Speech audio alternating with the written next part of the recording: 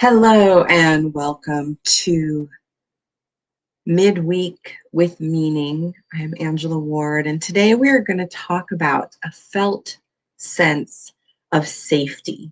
We're going to discuss how to develop a felt or embodied sense of safety. So, as you're coming in, I'd love to ask you who here has ever experienced feeling unsafe?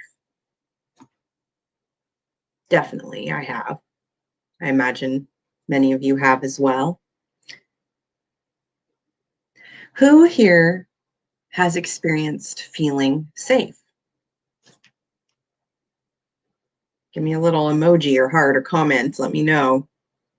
I would say that absolutely I've experienced feeling unsafe and feeling safe. So why does feeling safe matter? Feeling safe allows us to settle our nervous system. It helps us to get out of that fight or flight feeling, freeze, fuck, whatever. It helps us get out of that activated sense. And feeling safe, it just allows us to feel better, right? So, welcome. If this is your first time, I'm so glad you're here. And if this is your 100th time, I'm so glad you're here. This is Midweek with Meaning. You can join me every Wednesday at 10 a.m. Pacific in the Unveiled Vitality group on Facebook or on the YouTube channel.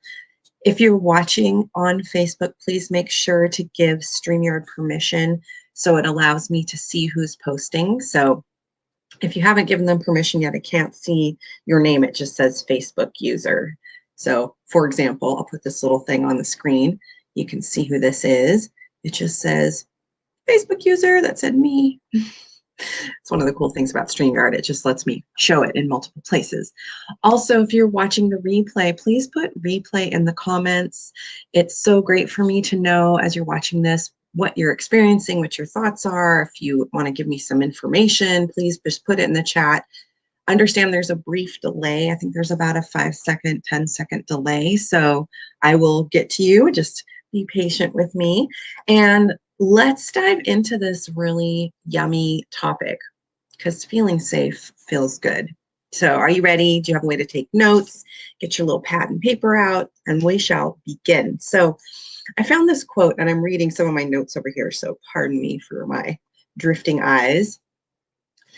This quote says, "Fear arises when threats seem bigger than our resources." And this is such an interesting topic because what does it even mean to feel safe? So we understand that safety in general means to be free from hurt or from harm. It doesn't mean that it means that you're not anticipating being hurt or harmed emotionally, physically, like that. But at the same time, it's tricky because a lot of us don't really understand what we would consider safety to feel like. We often have a sense of what it feels like to not feel safe, to feel unsafe. But many people, hello, Mike, many people imagine safety, not safety, is kind of an on-off switch. Either I feel safe or I don't feel safe. It's like one or the other. And this is actually not true. So the first thing I'm going to invite you to do is to look at safety in two ways. One is that it's a spectrum, like we're moving the needle like over here, not safe, red alert, like moving towards safety, 100% safe. So it's on this spectrum. And the other thing, and part of the reason I'm standing up to talk to you about this today, is that safety is similar to balance in that a lot of times we first imagine balance is a noun. It's a thing that once you hit it, you're there and you're in balance. Many of us think when you get to safety, it's there, boom, it's a noun, you're in safety.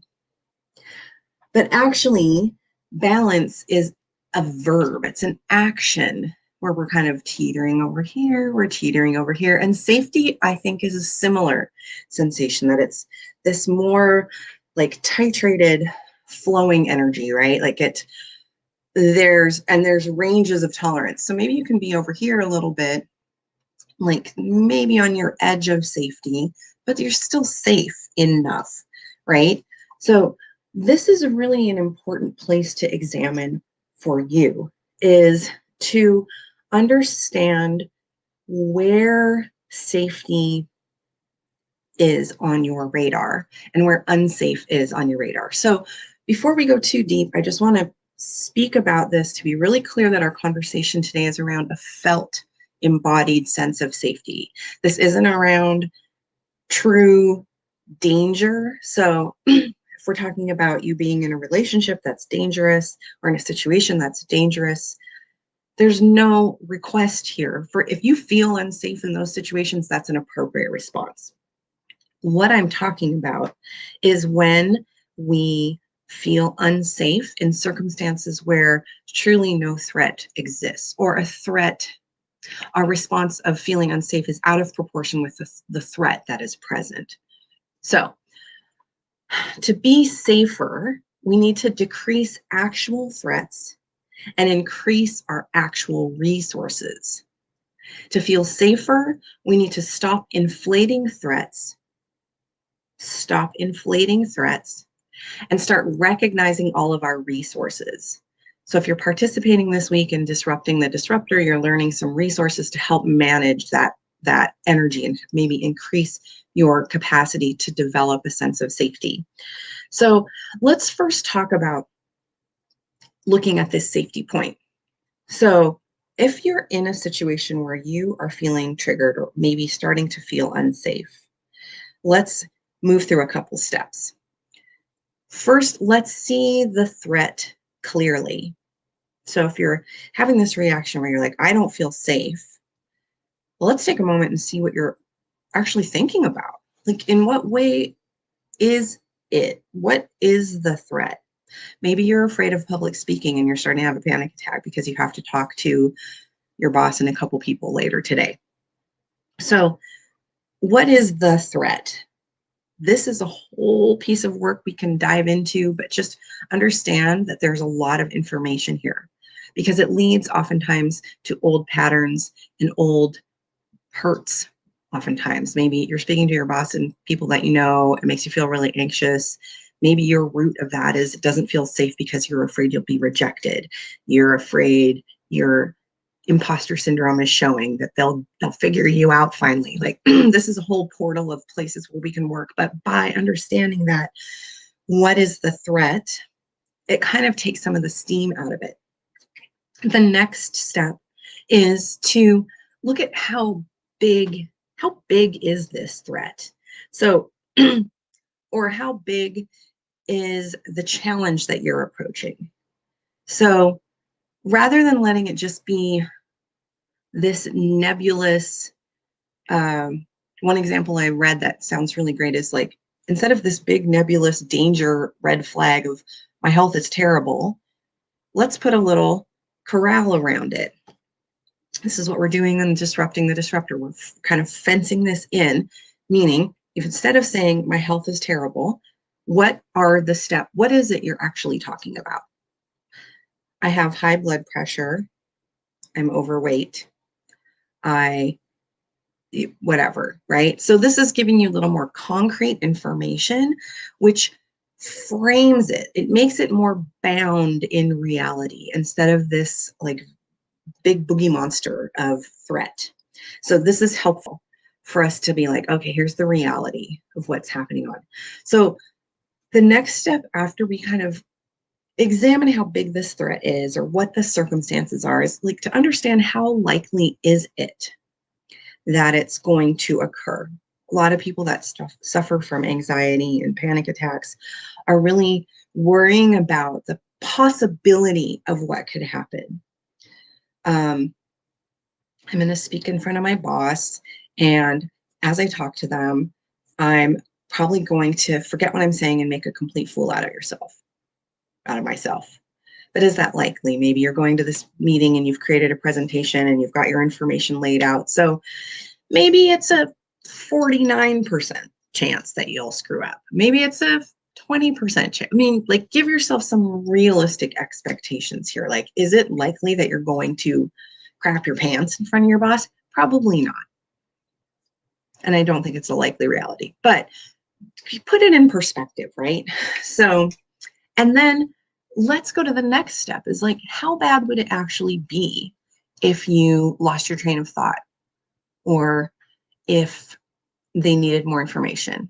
We could certainly go down the extreme case and be like, well, if I fucked up, my boss is going to fire me and then I'll lose my house and my partner will leave me and I'll be homeless and I'll die on the streets alone and cold. I mean, we can go down that path, and that's kind of fun to follow that sometimes, to be like, all roads lead to me dying alone, cold on the street with nobody to love me. I think that's a shared human concern. But sometimes following it to that extreme edge helps you go like, oh, wait a second. Truly, that's not super likely. Um, so it's helpful to realize that, okay, maybe it is likely that my boss won't be impressed. And then what would happen? Would you get fired because you forgot a couple words in your meeting? Probably not. So let's put some of these things in perspective. How bad would it actually be? And then once you kind of get there, oftentimes people realize, oh, it's actually not as big of a boogeyman as I thought it would be. It's actually like maybe a little scary. I don't feel as safe as I would like to. It's pushing against my edge of safety, but allow that opportunity for you to recognize, oh, there is a way that I can move the needle towards safety here. I'm not blowing it up into disaster territory. So I think that is a really helpful place to start. Another thing I'd like to talk about is it's so tricky, I think, for people to recognize what safety is. And so I'd really encourage you to start spending some time exploring this. I know that it's possible for me to use examples of perhaps times that I have felt safe in what the external circumstances were. Like, trying to think of I feel totally safe with my partner, right? Like, when I'm around him, like, this is the part that's interesting. So you can identify maybe a time or place that you felt safe, but you might not know why you felt safe. And I don't even know if knowing why you felt safe is so important as more of imprinting what the physical sensation of safety feels like. So for me, around my husband, when I feel safe, I feel relaxed, I feel connected, which I think is a really crucial part of this, especially for people struggling from anxiety as they start to feel disconnected. I feel pretty free, I guess. My body, like, I don't feel tense at all. I feel like relaxed, open, kind of soft. And then to examine the other piece where I don't feel safe. What's going on in my body when I don't feel safe? This is tricky for those of us that experience feeling unsafe and then pop out, disassociate. I think a lot of us do that, either get stuck in our heads or just kind of like night, night, try to go back to sleep in some way. When that is happening, this is a place I'd like to invite in more curiosity. Like, are you having a physical embodied sensation? For me, when I don't feel safe, it usually first shows up for me by tightening my lower belly, not tightening like I'm trying to have good posture and move in an elegant way, but it's like there's this freeze that happens in my pelvis first. And then my breath gets shallow and trepidatious. There's this kind of like hesitation around breathing. Like, it has to be really kind of secret breathing, because there's shallow breathing I experience when I'm also feeling very relaxed and not expending a lot of energy. And that feels safe, but it's that kind of holding shallow breath, like I'm not allowing myself to take a full breath. That's one part. When things are extreme, I definitely applying that little technique of questions that I just shared with you about, well, what's actually happening here. And then let's just remember there's a bunch of bonus steps you can do as you start identifying where safety lies and where safety doesn't lie. Remember your own self-care skills. Like, how are you calming yourself? Are you going to do some havening that includes that touch that helps you to kind of run that energy off? Another huge piece that is related to safety, and we'll talk about this in another midweek with meaning, is around grief. So I'm not certain exactly how this fits, but it's a release valve. So sometimes when people start feeling unsafe, it's tied very closely to grieving. And there's part of us that also doesn't feel like we can untangle that because it's not safe to grieve, if that makes sense. Um, I experienced this a lot after the recovery from the death of my daughter. It didn't feel safe to grieve because it felt like a portal of like a plummeted black hole to the bottom of the ocean that I would never escape from again. And yet, by resisting it, the same unsafe feeling came up. So, grieving is a really important step that can't be overlooked, and you need to be able to let some of that release valve off. So, there's a lot of techniques towards grieving. Maybe we'll address that in a future midweek with meanings. Another crucial piece, bonus step, is to surround yourself with people who love you and animals who love you too, or people that make you feel supported or make you feel safe. Now, that could be a family member for you. That could be me. That could be a coach. It could be your therapist. It could be a member of the clergy. It could be a dear friend. There's a number of people out there. And the thing that's really important to remember is that we are social creatures. And when our nervous systems are under stress, our first response is actually to seek social connection. And then it devolves more into that fight or flight freeze kind of disassociation place. So it's really great for those of us that struggle with social connection to seek that. It's pushing your growth edge. It might be pushing you towards that unsafe place, but there are people that love you and care about how you're doing and want to support you.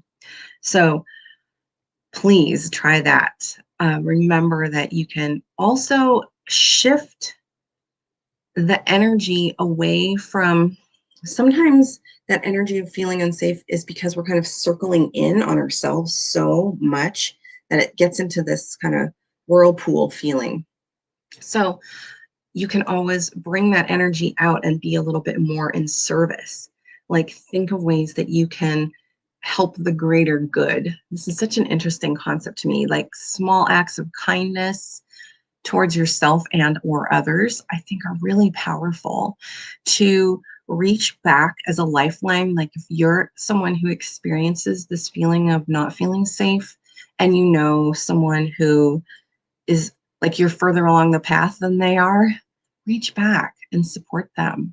Find ways to give in a really loving, kind, not pouring yourself out, emptying your bucket way, but giving. It allows the energy, instead of coming this way, just in, to let some of it kind of cycle out. And when it cycles out, it gives you a little breathing room, little space to kind of get off the compressed energy of that safety, non-safety. So there's just simple ways to do that. Even simply smiling. It's hard to do with masks, right? But we can do our smile eyes. And then one other thing that I just think is so crucial is bringing in a sense of gratitude in a big way, especially for times that you have felt safe, those moments that you have felt safe, allowing that to be like offering it a blessing, and allowing yourself to recognize when others are trying to support you on this path of feeling safety. But I do really want to encourage you to know that when you're not feeling safe, you'll have autonomy to set boundaries and take care of yourself. So if you're in a situation that doesn't feel safe, you can say no. You can ask to be treated a different way. You can take yourself to a safer environment. And we can work on this. Developing a sense of safety, remember, it's this balancing act, right? It's like finding that titrated place. Whoop, my little surfboard is spinning. I'm standing on this rocking thing, which is so fun. Yeah. So that's where we're at today. I hope that you are feeling like maybe you have some tools to try to help you feel a little more safe. I'd love if you have any questions, please pop them in the chat and I'll answer them before we go our separate ways. I wanted to let you know that I've got a lot of this information from Rick Hansen, who's pretty awesome. And there's tons of information out there if you want to look into how to feel safe. But ultimately, this is a journey that you need to discover on your own. Nobody else can make you feel safe. Other people can help create a container for you to explore what safety feels like. And for those of us that love you, let us help create that container for you. So before we go, I definitely would like to add a little spirit animal card for the week because they're so great and they're usually so appropriate for what we're talking about. So I am going to shuffle them and just wonder what wants to join us as we contemplate this week ways that we might embody a felt sense of safety. Let's see. And if anybody wants to type in a stop, I'm happy to respond to you if I see it.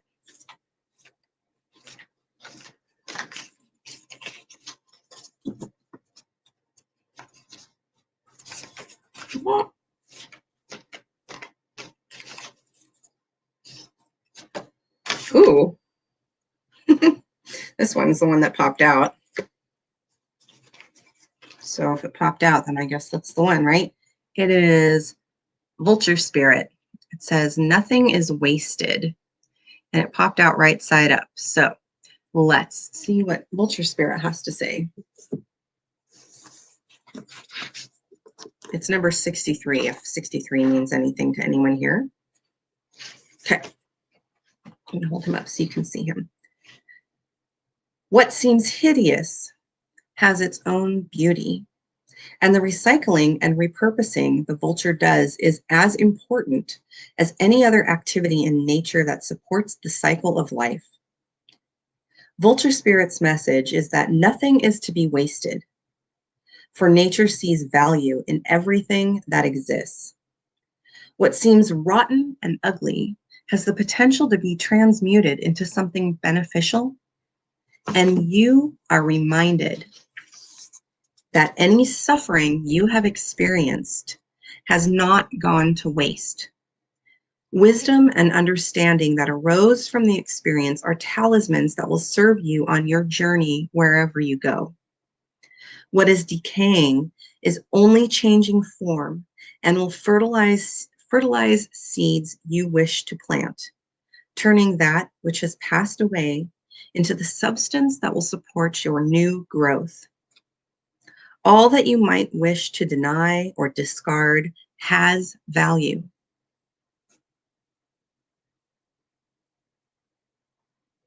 All that you might wish to deny or discard has value and can be repurposed and reintegrated into the new you that you are becoming and the new life that you are dreaming into being. No pain was in vain, and no experience was wasted, for you have the power to use it to co-create something far better. This is the miracle in your partnership with Spirit. I feel like this was super appropriate for this conversation today. Pretty fantastic.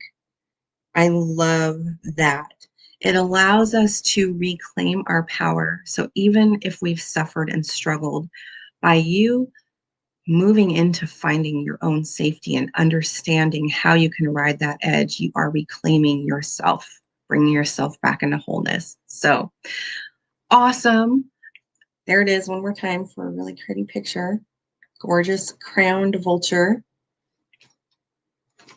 All right, my loves. Thank you so much for joining this week. Of course, we'll be back next week. And, you know, I create this stuff for you. So if there is a topic you'd like to discuss, anything like that, let me know. And let me know how your exploration goes this week.